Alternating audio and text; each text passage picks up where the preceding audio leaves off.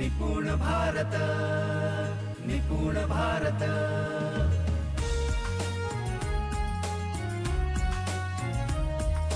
Nipun Bharat. Hello friends, Namaskar. I am going to share my personal experiences of how the student's behavior changes once you start teaching in the process of international level of global education.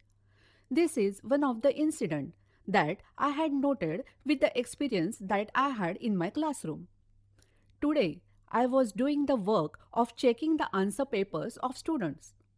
Some students were solving the new mathematics booklet that was shared. Some other students were helping the first grade students to read books.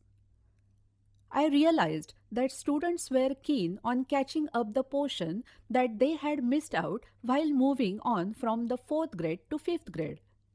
At that time, a student by the name of Tejas came up to me and said, "Teacher, I will write information about the word elephant."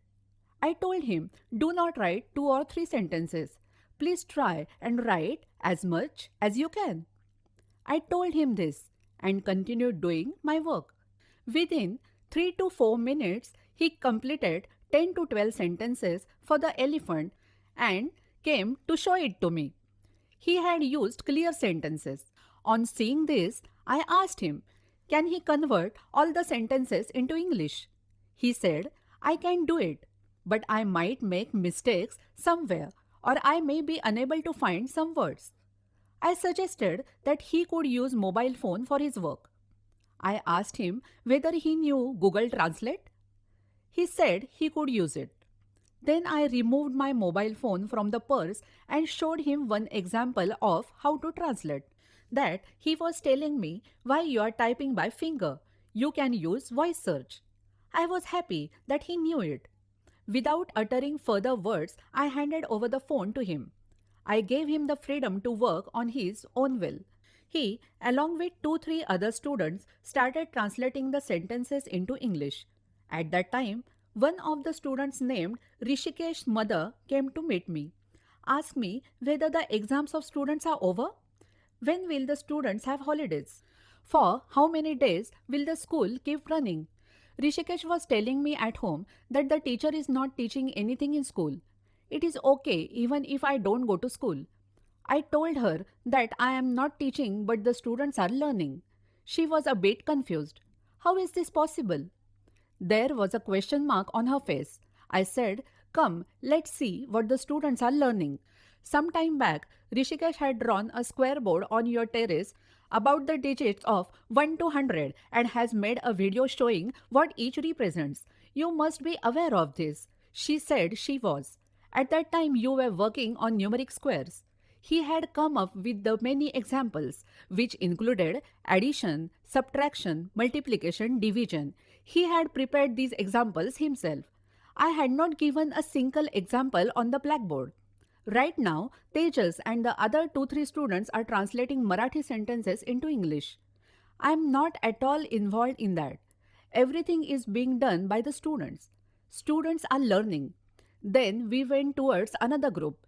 Some girls were solving the mathematics booklet. They were understanding it well and they were solving the sums.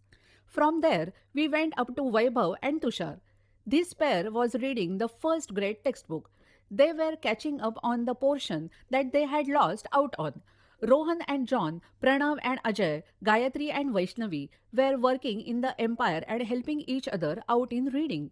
One of the students asked if they could do paragraph writing.